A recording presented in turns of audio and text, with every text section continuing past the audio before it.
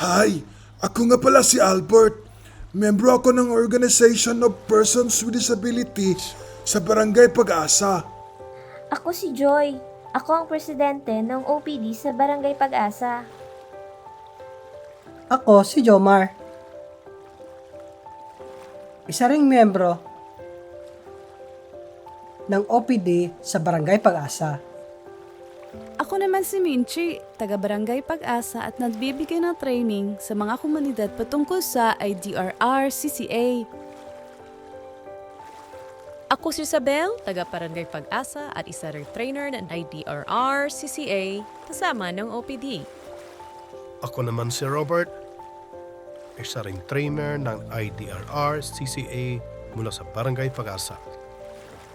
Kami ang inyong mga kampiyon mula sa sektor ng people with disabilities.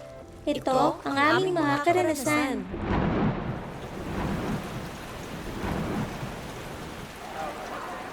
Ito ang madalas na nararanasan namin ng mga kasama ko sa tuwing may kalamidad. Joy, nakonsulta ba ang OPD para sa paghahanda sa mga sakuna? Balita ko yung ibang grupo hindi rin nakonsulta. Hindi tayo nakonsulta nung magpatawag ng meeting sa pagpaplano ng mga ito. Pansin ko, nahihirapan ang aking mga kasama sa pag-access sa evacuation site.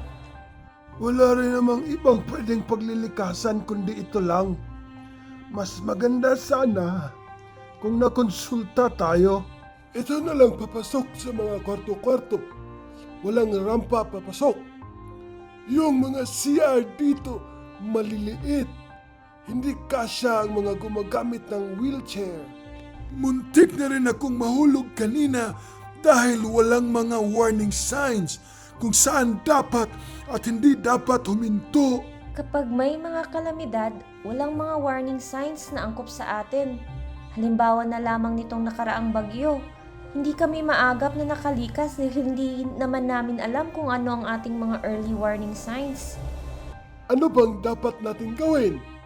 Hindi naman tayo kasama sa pagpaplano.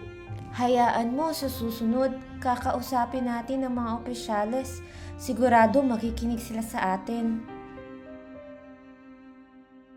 Alam niyo bang tayo ay vulnerable dahil sa lokasyon ng Pilipinas at dahil sa sosyo-ekonomikong kalagayan nito?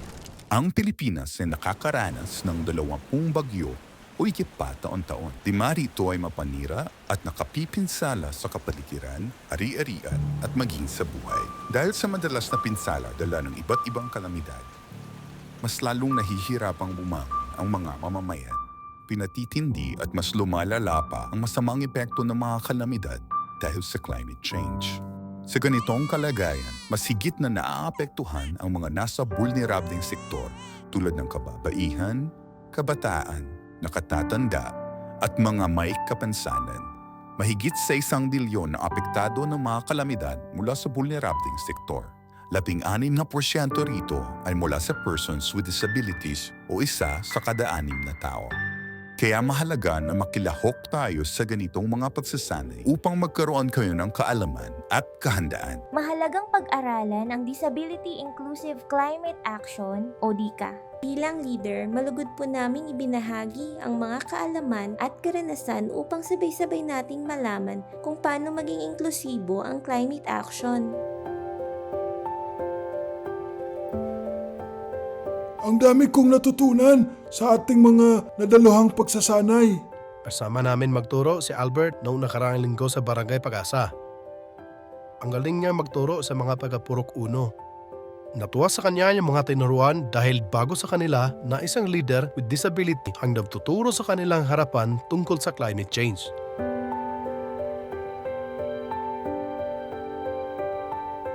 Ang pagkonsulta sa ating mga OPD ay isang paraan upang matulungan natin ang ating barangay. Ito ay isang paraan din upang maipakita natin ang ating mga kakayanan bilang nasa sektor ng may mga kapansanan. Dahil sa pagkonsulta at pagbibigay sa amin ng pagkakataon na makadalo at makapag-participate, mas madali na sa iba't ibang may kapansanan makapaghanda at alam na namin ang mga dapat gawin upang iligtas ang aming sarili.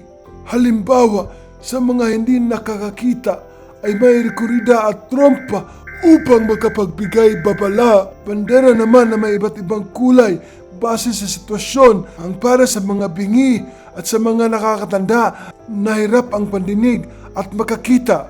Ngayon ay maagap na tayong makalilikas dahil ang ating early warning system ay para na sa lahat. Maging ang mga may kapansanan ay alam na kung ano ang ibig sabihin ng mga warning signs sa ating barangay. Nagkaroon din kami ng pagkakataon na makasama sa mga aktibidad tulad ng tree planting and growing, coastal cleanup at ilang training hinggil sa climate change.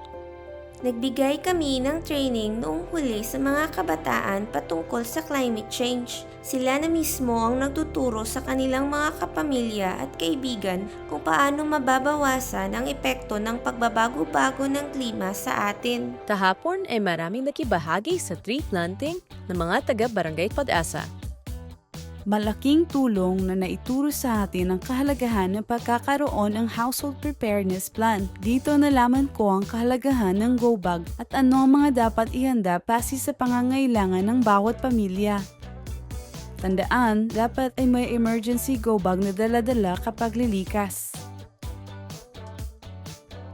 Kami po ay representative ng OPD mula sa Barangay Pag-asa. Kami po ay may isang programa na recycling ng mga bote na tinutulungan ng mga kababaihan upang maging livelihood nila. Sa pondo na ito, gumagawa din kami ng coastal cleanup at ang mga dumi nito. Halimbawa, ang mga basura na nabubulok ay pwedeng gawing fertilizer. Kung saan mayroon din po ang grupo na vegetable nursery para naman po sa nutrisyon. Kampyon ang may mga kapansanan, katuwang ng kanilang pamayanan. Dumalo at magkaroon ng makabuluhang partisipasyon sa mga pagsasanay at plano ng inyong barangay o munisipyo upang sa plano tiyak na kasama tayo.